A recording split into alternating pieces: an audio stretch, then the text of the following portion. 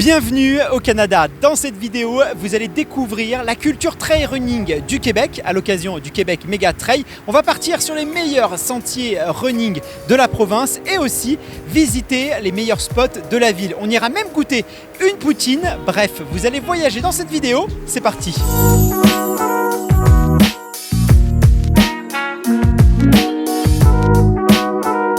Je suis au sommet du mont Sainte-Anne et face à moi un panorama exceptionnel. Juste devant le fleuve Saint-Laurent. Sur ma droite, la forêt, l'immensité de la forêt boréale. Et sur la gauche, toutes les îles du fleuve Saint-Laurent. Croyez-moi, il y a un paysage à perte de vue, c'est complètement onérique. Et c'est sur ce sommet-là, le mont Sainte-Anne, que la plupart des coureurs du Québec Méga Trail vont devoir gravir. Ils vont le monter, ils vont descendre, ils vont le voir sur toutes les coutures. Mais croyez-moi, ça vaut le coup.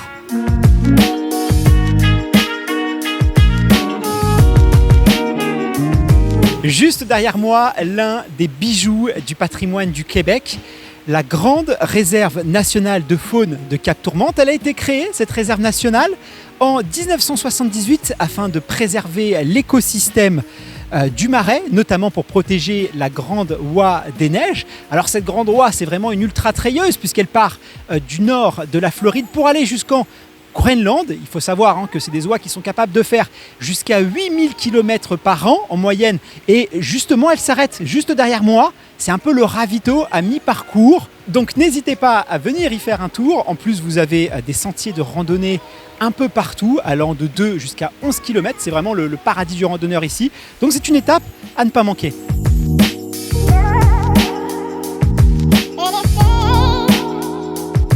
Le saviez-vous, la forêt boréale recouvre à peu près la moitié de la superficie du Québec. Et une chose est sûre, la faune est particulièrement active. 85 espèces de mammifères y vivent. On va retrouver des wapitis, des caribous, des grizzlies, des ours.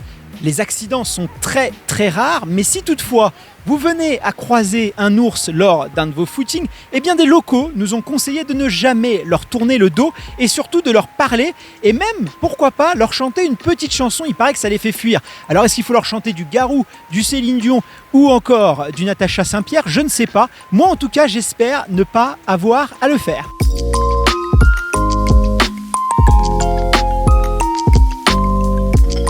Les Québécois sont extrêmement attachés à leur terroir et ça tombe bien puisque dans le comté de Charlevoix, c'est le pays de la gastronomie. Vous allez retrouver des fromages somptueux. D'ailleurs, je vous recommande le fromage Migneron qui est délicieux. Vous avez aussi de la charcuterie. Donc n'hésitez pas à aller faire un tour dans les coopératives laitières et les charcuteries producteurs, revendeurs. Ce serait dommage de passer à côté. Alors évidemment, on ne pouvait pas venir au Québec sans goûter la fameuse poutine. On va pas se mentir, c'est pas le plat le plus diététique recommandé aux sportifs. Au contraire, on est plutôt dans une sorte de suicide calorique. Mais bon, il faut savoir se faire plaisir. Alors tous les Québécois nous ont recommandé un spot, c'est celui-là, le Shack à patates. Et en plus, il se trouve, allez, à 10 minutes de l'arche d'arrivée du Québec Méga Trail. Donc après votre course, moi, je vous recommande plutôt 2-3 jours après, parce que si vous êtes un peu fatigué, au niveau de la digestion, ça risque d'être compliqué. Mais quelques jours après votre course, vous pouvez venir ici. C'est vraiment le spot. Allez, je vous emmène à l'intérieur. On va goûter ce plat traditionnel.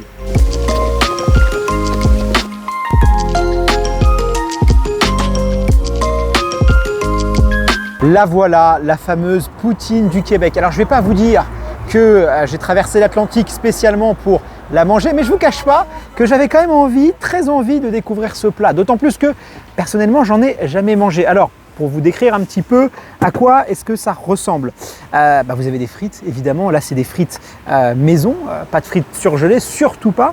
Ensuite une sauce brune, alors c'est une sauce qu'on va retrouver généralement dans des viandes, c'est pas forcément une sauce qui est très goûteuse, et du fromage en grains. Alors le fromage en grains, qu'est-ce que c'est? C'est simplement du cheddar qui a été caillé. Donc à mon avis, c'est une explosion de saveurs que je m'apprête à manger.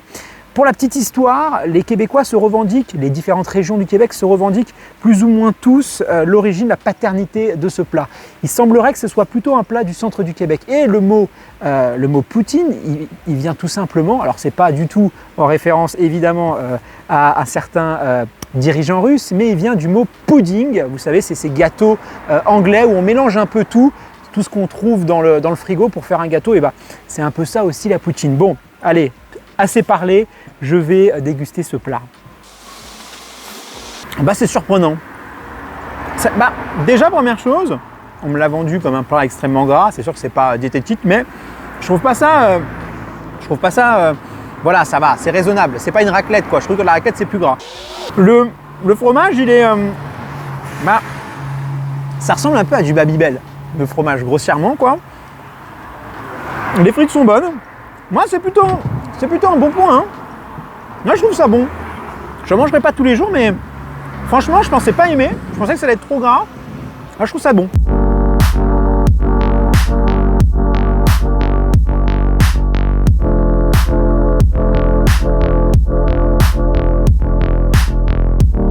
Bienvenue à Baie-Saint-Paul, lieu de villégiature très prisé des Québécois, situé sur les berges du fleuve Saint-Laurent. C'est une ville historique puisque c'est ici même que les tout premiers colons sont arrivés en 1650. Et si nous sommes venus ici, c'est pas par hasard. C'est ici même que sera donné ce soir à 20h le départ du format 100 miles du Québec Méga Trail. Ce qu'on peut dire, c'est que les organisateurs ne manquent pas d'ambition puisqu'ils l'ont dit tout à l'heure, ils veulent que leur format de course soit l'un des plus prisés du continent américain, au même titre que la Western States ou la Hard Rock 100. Le départ est prévu à 20h. Et bien ce que je vous propose d'ici là, c'est qu'on aille visiter cette ville. Allez, c'est parti.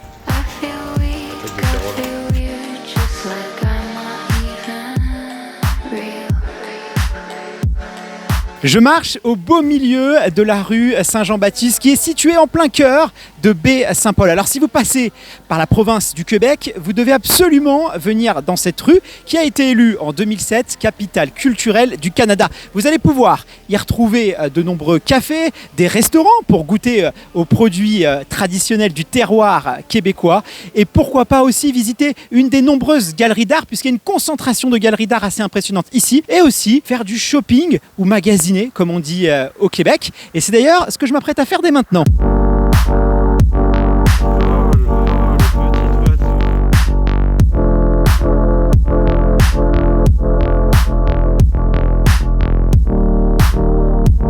Moi, je pense que c'est une destination fabuleuse, le Québec, parce que c'est pas, il y a beaucoup d'espace.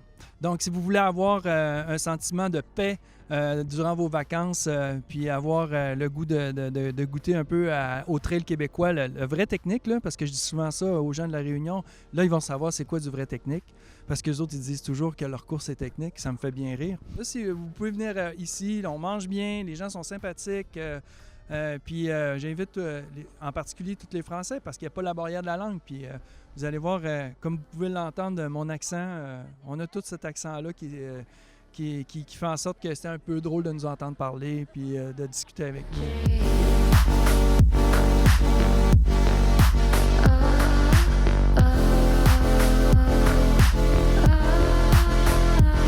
Je suis devant l'arche du départ du 100 miles. On est environ 45 minutes avant le départ et l'ambiance, elle commence déjà à monter. Pour vous décrire un peu cette ambiance sur le village de départ, c'est assez festif. En fait, on se croit plutôt sur le village du Tour de France. Vous allez retrouver des familles qui sont venues en camping-car. Le camping-car, c'est assez populaire ici au Québec. Vous allez retrouver des tables, des barbecues, il y a des DJ, il y a de la musique. Donc, c'est une ambiance très festive. Et au milieu de ça, on va retrouver des ultra-trailleurs qui s'échauffent. Autant vous dire que l'ambiance, elle est assez particulière. Et ça me donne envie moi de courir ici. Pour vous décrire un peu cette arche de départ, on est vraiment au bord du fleuve Saint-Laurent. C'est un fleuve immense, c'est extrêmement verdoyant, vous allez retrouver la forêt juste ici. Et en plus, le départ est donné à 20h, ce qui veut dire qu'on va être sur une ambiance couchée de soleil, ça va être extrêmement onirique. J'ai hâte de voir ça. Et à tout à l'heure.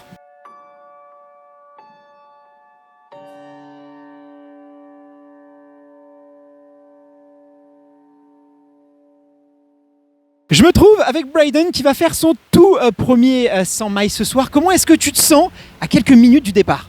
Assez fébrile, assez excité aussi. Là. On ressent l'ambiance, c'est très excitant. C'est sûr que le 100 miles du QMT il est reconnu comme étant assez technique. Là. Il y a la Mestachibo entre Saint-Tite-des-Caps et le Mont-Sainte-Anne qui fait assez peur. L'année dernière, il y avait un nid de guêpe, donc cette année, on va espérer que ce ne soit pas le cas. Mais c'est sûr que oui, c'est assez technique. Là. On se retrouve à scrambler pas mal, comme on dit. puis très racineux. C'est sûr que je pense que cette année, la grosse difficulté va être non la chaleur comme l'année passée, mais vraiment juste plus le parcours lui-même. Là, on s'entend 6500 mètres des plus, des forêts, des sentiers techniques, puis 100 miles de ça, donc c'est ça. Mais bien du plaisir.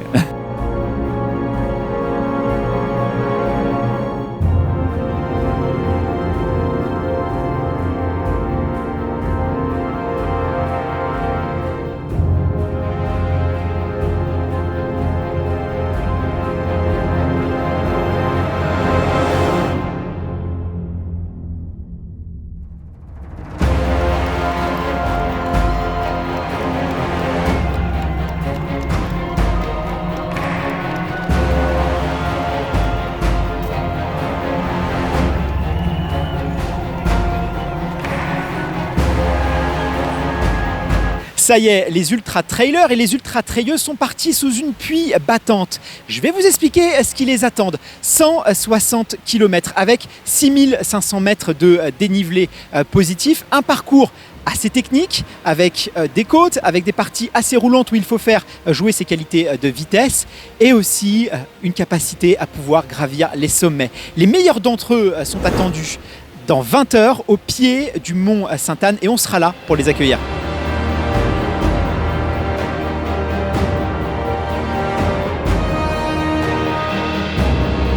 Je suis à Petite-Rivière-Saint-François, le premier poste de ravitaillement à 20 km du départ. Ça y est, la nuit est tombée, les coureurs vont devoir s'avancer dans l'obscurité de la forêt québécoise.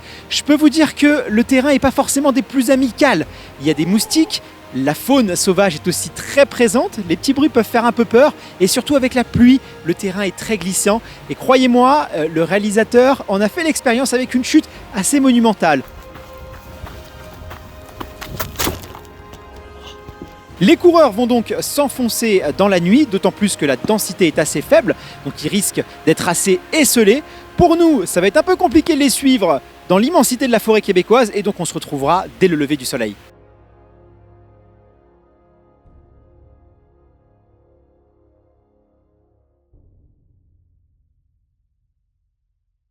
Je suis avec Hugo qui est responsable du poste de ravitaillement du 80e kilomètre. Alors, qu'est-ce qu'on mange sur un trail au Québec? Je vois, et ça c'est pas commun chez nous en Europe, qu'il y a un barbecue. On fait des saucisses, des grillades. À quoi il sert ce barbecue? Ça dépend des ravitaux. Ici, il y a des grilled cheese, des wraps végé, il y a des fruits, des pains aux bananes, puis on a aussi du chili. Donc, ils sont tous bien contents, ils choisissent ce qu'ils veulent, puis ça dépend du ravito, qu'est-ce qu'ils ont à offrir. Je crois que vous êtes très attaché à avoir des produits qui sont issus du Québec. Oui, tous les produits sont faits maison par des bénévoles, préparés à l'avance. Puis il y a moins de gaspillage possible. Tout est recyclé, composté. Tout ce qui est alimentaire, des pleurs, tout ça, ça va dans les fermes aux alentours pour nourrir les cochons. Puis le moins de gaspillage possible, puis le moins d'empreintes écologiques possible.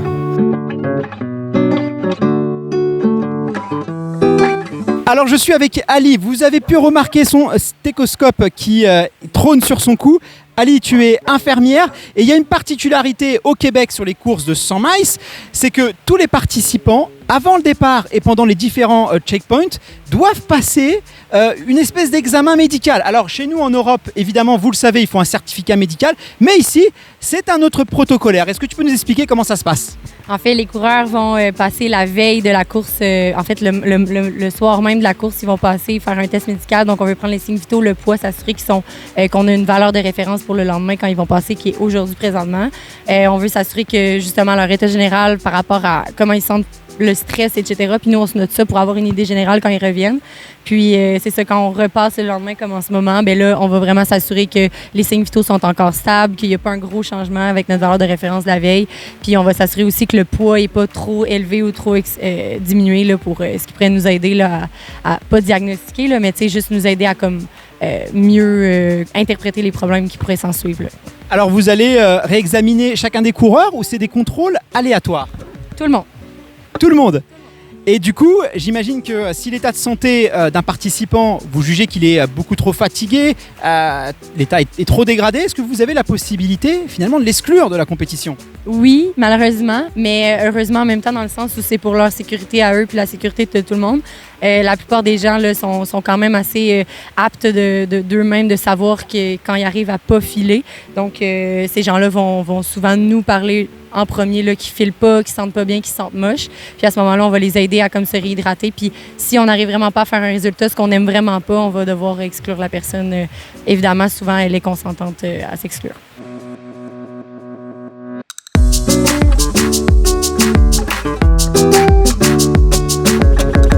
Alors, je viens de recroiser Brandon qu'on avait vu au départ de la course. Alors, comment s'est passée la nuit dans la forêt? Est-ce que tu as croisé des grizzlies, des ours? Comment ça s'est passé? C'est passé très vite. J'ai pas vu ça passer.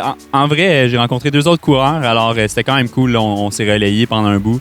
Puis la compagnie a fait du bien. Là. Je me sentais moins seul dans les bois. Donc non, pas d'ours, juste 2 coureurs. Puis c'était assez mollo. Là. Comment est-ce que tu trouves le parcours? Est-ce qu'il est roulant? Est-ce qu'il est difficile? Est-ce qu'il est agréable à faire? C'est quoi ton avis sur ces premiers 80 km? Super agréable en général. Je dirais qu'en général, c'est relativement roulant. Mais il y a quand même eu quelques grosses montées avec, comme vous savez, le Mont Sainte-Anne qui s'en vient. Donc, on pourrait pas appeler ça roulant pour l'instant. Mais il y a des belles sections.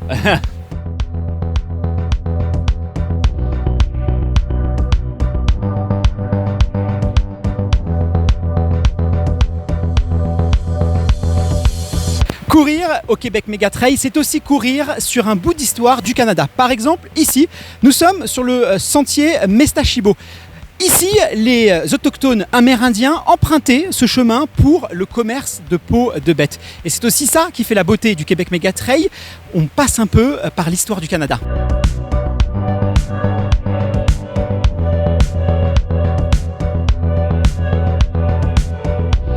Je viens de retrouver Mike qui est professionnel sur la course. Alors regardez, juste à ma droite, vous avez une rivière avec un courant extrêmement puissant. Avant, il y avait un pont juste derrière. Malheureusement, il y a 2 ans, il s'est effondré sous la montée des eaux. Et donc maintenant, les organisateurs de la course sont obligés de faire traverser les trailers avec des petites embarcadères pneumatiques, des petits bateaux.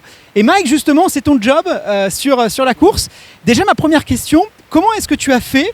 Parce que c'est des bateaux qui doivent peser quand même un certain poids. Comment est-ce que tu as fait pour les ramener jusqu'ici? En fait, on avait des chariots avec des grosses roues tout-terrain. Puis on a descendu ça tranquillement. Là. Ça a pris la journée au complet hier pour descendre l'équipement jusqu'ici.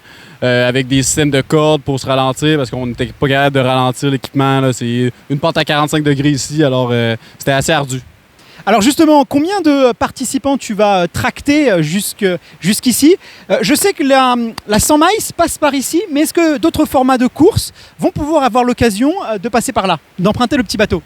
Oui, en fait, il y a le 100 miles, il y a aussi le 110 km et le 80 km. Alors, environ 500 participants qui vont passer ici aujourd'hui. En tout cas, c'est vraiment un paysage de carte postale avec les forêts de pins juste derrière moi. C'est absolument magnifique. Vraiment, ça me donne envie d'y participer parce qu'à mon avis, ça doit laisser pas mal de souvenirs, ce genre d'expérience.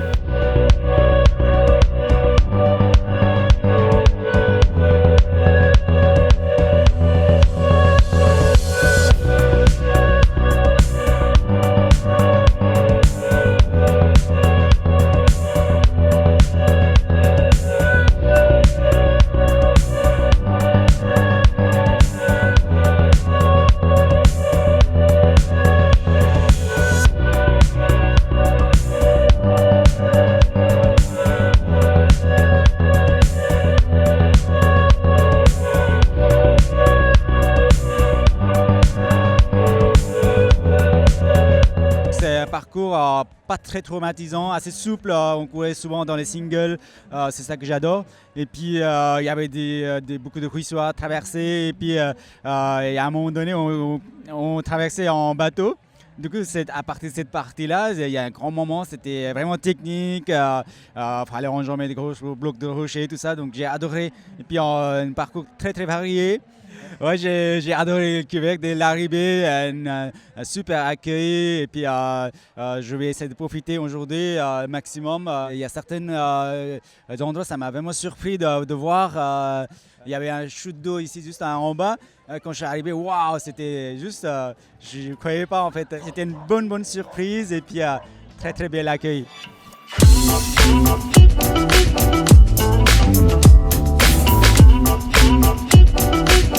Et voilà, c'est ici même, au pied de l'Arche de Finisher, que prend fin notre séjour au Québec. J'espère que ce voyage vous a plu. Je n'ai plus qu'à vous donner rendez-vous pour une prochaine aventure. J'espère que ça vous aura donné envie de découvrir ce pays. En tout cas, nous, on a adoré. À très bientôt.